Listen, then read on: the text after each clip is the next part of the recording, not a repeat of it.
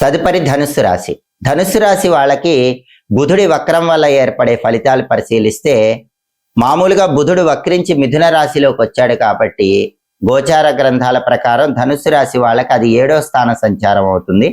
7వ స్థానంలో బుధుడు గోచార గ్రంథాల ప్రకారం వ్యతిరేక ఫలితాలు ఇస్తాడు. అందులోనూ వక్రించి వచ్చాడు కాబట్టి ధనుస్సు రాశి వాళ్ళకి బుధుడి వక్రం ఎలాంటి ప్రభావాన్ని ఇస్తుందంటే, వ్యాపారంలో ఊహించని ఖర్చులు వచ్చేలాగా చేస్తుంది. బుధుడు ఏం చేస్తాడంటే బిజినెస్ లో అన్ఎక్స్పెక్టెడ్ ఎక్స్పెండిచర్ ఇస్తాడు. రూపాయి ఖర్చు పెట్టాల్సిన చోట ధనుసు రాశి వాళ్ళు బిజినెస్ చేసేవాళ్ళు 10 రూపాయలు ఖర్చు పెట్టాల్సి వస్తుంది.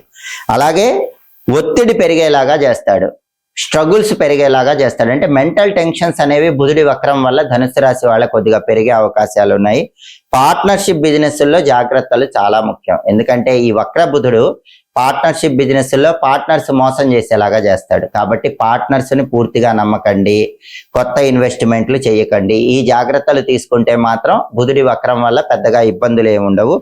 కొత్త పెట్టుబడులు పెట్టకుండా ఉన్న పెట్టుబడుల్లోనే వ్యాపారాన్ని ముందుకు తీసుకువెళ్లే ప్రయత్నం చేయాలి. అలా చేసుకుంటే ఇంకా ఇతర విషయాల్లో ఎలాంటి ఇబ్బందులు ఉండవు. ప్రధానంగా వక్రించిన బుధుడు ధనుస్సు రాశి వాళ్ళకి 7వ స్థానంలో వక్రించాడు కాబట్టి కేవలం పార్ట్నర్షిప్ బిజినెస్ లోనే దెబ్బ కొడతాడు. ఈ ఒక్క విషయంలో జాగ్రత్తలు తీసుకుంటే ధనుస్సు రాశి వాళ్ళకి బుధుడి వక్రం వల్ల పెద్దగా ఇబ్బందులు ఏమి ఉండవు.